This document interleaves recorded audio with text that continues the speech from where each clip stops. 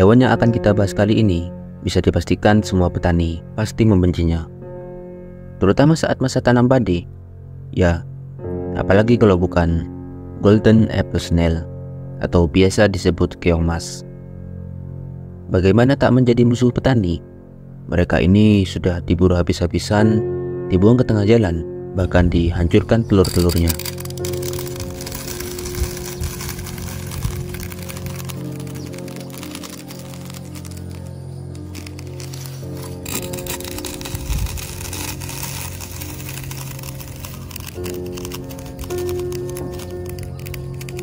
Tapi tetap saja, semua usaha itu seolah sia-sia. Bahkan di beberapa daerah, hewan ini dijadikan masakan seperti sate keong, sambal keong, dan juga keong goreng. Dan tidak sedikit pula yang menyukai rasanya. Yang pasti, jika kamu menyukai olahan masakan keong mas, berarti secara tidak langsung kamu telah membantu petani membasmi hama ini. Sebelum memasuki penjelasan tentang fakta keong mas, mari kita cari tahu asal sejarah keong mas masuk ke Indonesia. Karena perlu diingat, hewan ini bukan asli Indonesia.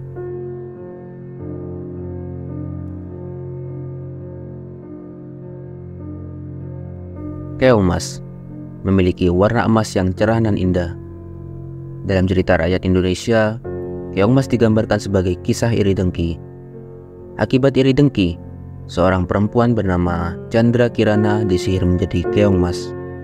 Namun, pada akhirnya dia dapat menjadi manusia lagi setelah bertemu dengan Raden Inu.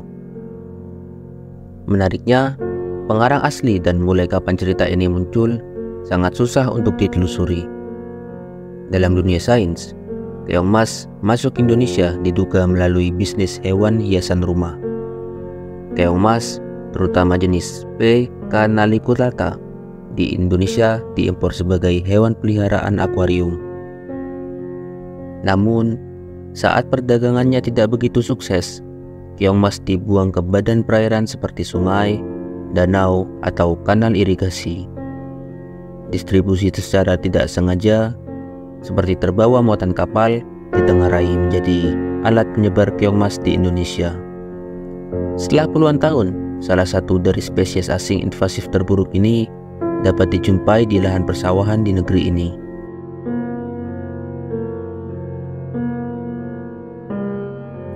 Keong sawah atau tutut adalah sejenis siput air yang dapat dijumpai di perairan tawar Asia tropis, seperti di sawah, aliran parit, serta danau. Hewan berjangkang ini dikenal pula sebagai keong gondang, siput sawah, siput air, atau tutut. Ada dua jenis dari marga keong yang hidup di sawah, yaitu Pilas cutata dengan sebaran di Thailand, Kamboja, Malaysia, Indonesia, dan Filipina, dan Pila polita yang sebarannya mencakup Thailand, Vietnam, Kamboja, Malaysia, dan Indonesia. Dan selanjutnya, ada kabar baik untuk kalian yang suka mengonsumsi keong sawah. Keong sawah atau tutut ternyata menyimpan kandungan gizi yang tinggi. Menurut Positive Deviance Resource Center, keong sawah mengandung kandungan protein 12%, kalsium 217 mg, rendah kolesterol, 81 gram air dalam 100 gram keong sawah, dan sisanya mengandung energi, protein, kalsium, karbohidrat, dan fosfor. Keong sawah banyak dikonsumsi secara luas di berbagai wilayah Asia Tenggara dan memiliki nilai gizi yang baik karena mengandung protein yang cukup tinggi. Meskipun demikian, waspadaan perlu diberikan karena hewan yang diambil dari dekat persawahan dapat menyimpan sisa pestisida dalam tubuhnya.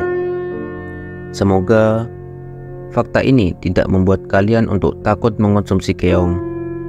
Asal dicuci dan dimasak hingga benar-benar matang, mereka sangat aman untuk dikonsumsi.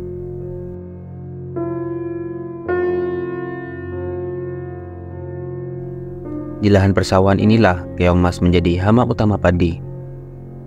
Menurut International Rice Research Institute Knowledge Bank menyebutkan bahwa jika hama ini tidak dibasmi, area 1 meter persegi sawah dapat dirusak dalam semalam dan mengurangi hasil panen sampai lebih dari 50%.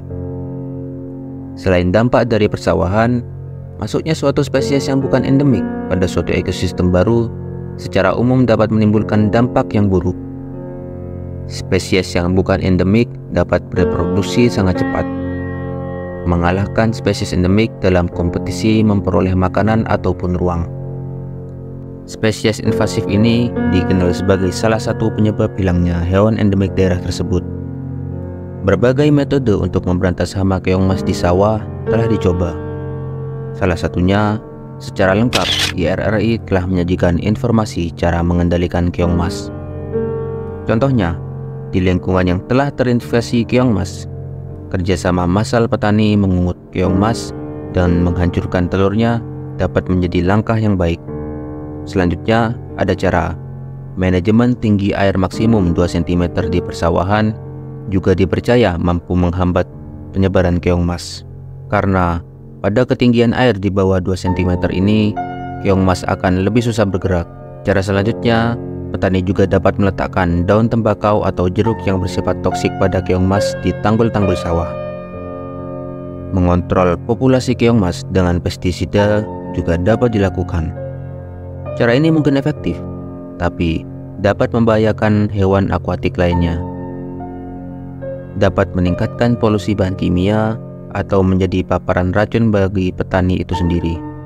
Sehingga cara ini justru menjadi senjata makan tuan bagi para petani.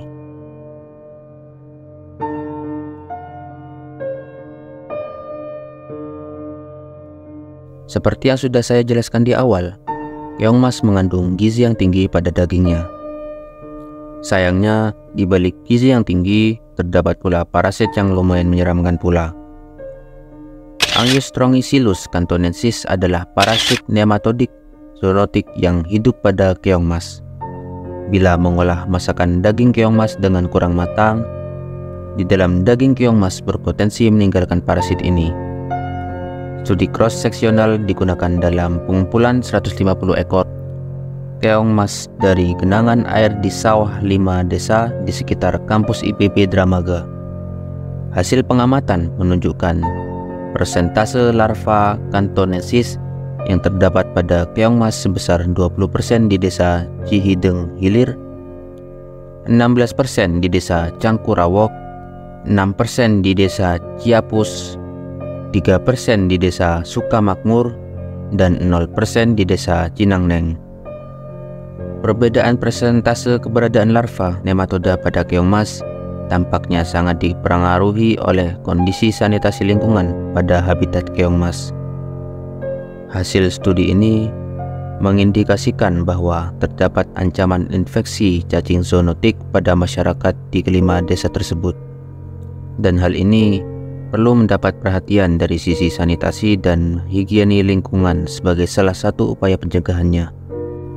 Gejala jika seseorang terkena parasit keong mas adalah mual, muntah, diare, dan nyeri perut. Sudah menjadi hama, perusak sawah, membawa parasit pula.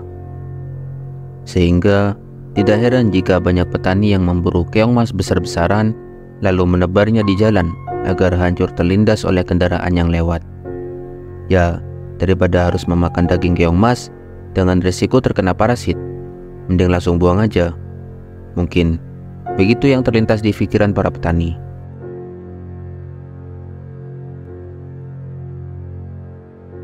Kesimpulannya, mau hewan apapun itu, selama mereka bukan endemik wilayah tersebut, pasti akan mempengaruhi ekosistem wilayah tersebut.